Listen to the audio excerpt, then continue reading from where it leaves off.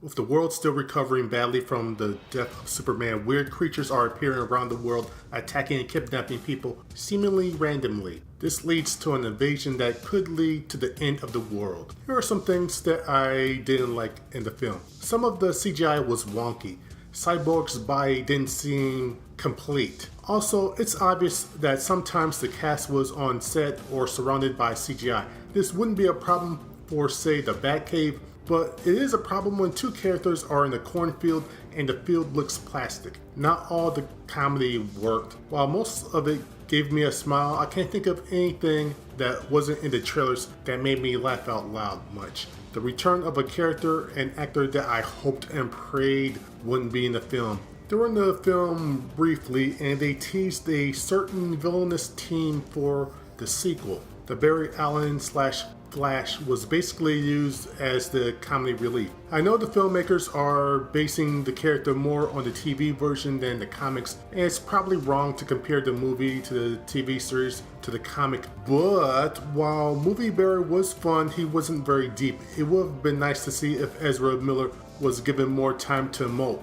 After all, as Barry, he said that everyone in the world was moving slow compared to him. This has to have an effect in his everyday life. And that reminds me of a special issue of X Factor with Quicksilver, Steppenwolf. I did feel his level of threat, but he didn't have much of a personality. So he's just like the typical Marvel movie villain, right? One more thing, there were a couple of times where I felt certain scenes or moments were just saps for other movies. Once again, like Marvel films, or certain Marvel films.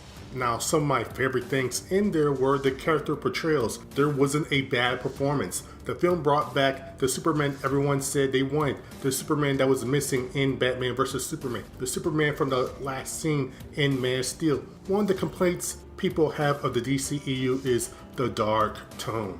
When he came back fully, he brought along a uplifting feel with him. He was the literal idea of hope that his new theme is named. I knew something was up when at the start of the film it had a group of kids interviewing him. His posture and attitude was different. Also, his suit wasn't darkened, it was bright and colorful.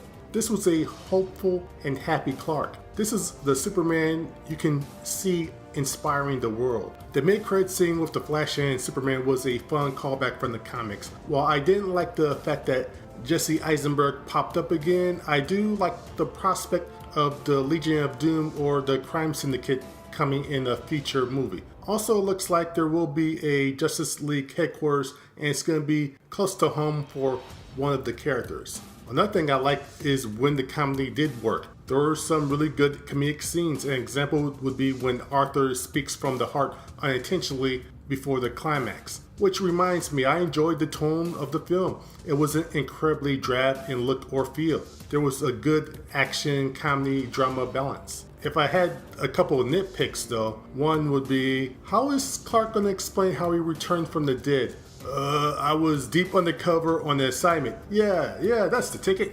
Also, the cop that was there when Lois called Superman Clark. How do we know he won't just blab his secret identity right after this? Also, Deathstroke's faceplate looked a bit plasticky. Oh, also another thing I liked in the film is during a flashback scene they're showing everyone going up against Steppenwolf and you get to see an Easter egg of other DC characters.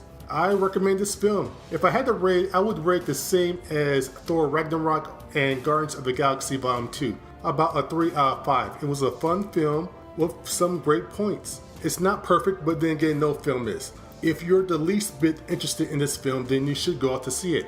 That did get me to thinking though, what's with the hate and overall negative feelings I've seen on the internet for this film? Sure, the film has flaws, but so do other films and they don't receive this much animosity. The flaws that are in this film are in the Marvel and Fast and the Furious films, but people give them a pass. Well, it's because the entire DCEU except maybe Wonder Woman have been bad. Have they though? Man of Steel was an updated coming of age story that dealt with flawed characters. It seemed a good deal of the latent hate for the film because when it came out initially, it actually had good word of mouth, is that this isn't the Superman I remember.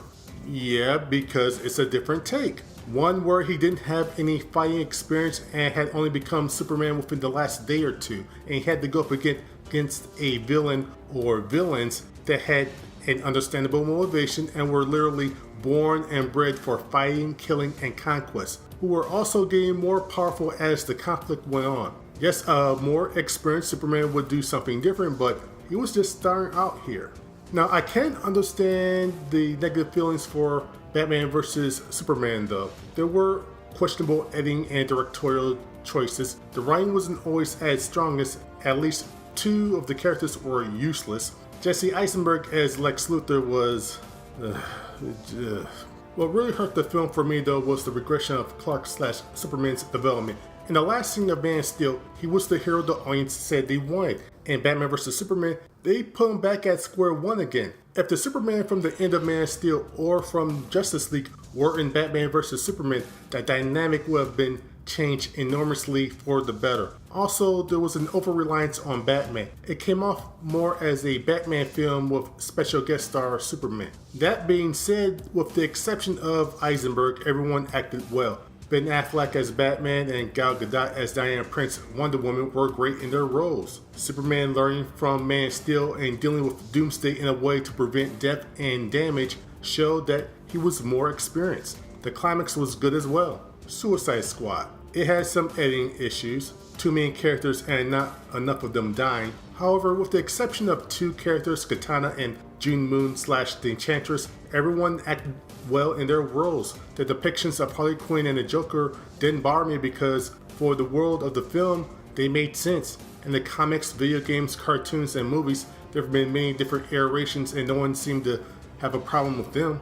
Plus, no one seemed to have a problem with the characters when we saw all of them in the trailers starting from 2015 leading up to the last trailer last year. The negativity didn't start until critic ratings started coming out about a few weeks before the film did. Then comparisons of it trying to ape Guardians of the Galaxy started in tone, music, and so on. Well, so did Thor Ragnarok and some other films. The film was the #1 film domestically 3 weeks in a row. For over a month, it was on pace to make more than Guardians of the Galaxy. It didn't happen, but $745 million ain't bad.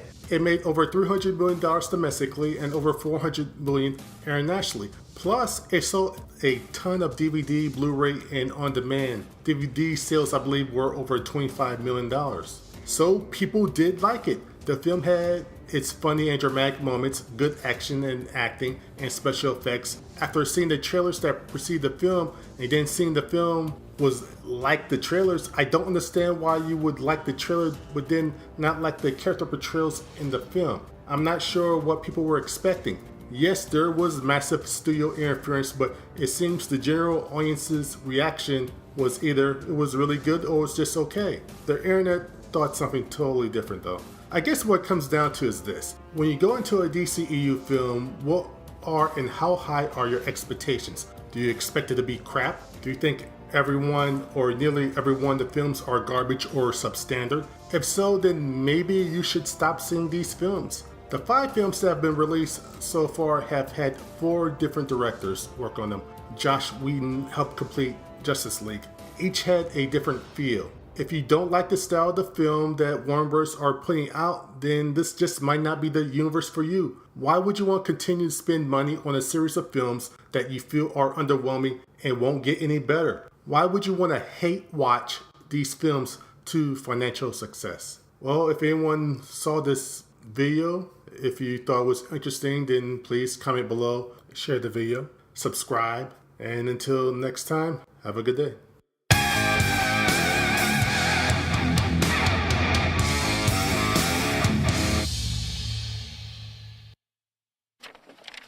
Just one more thing.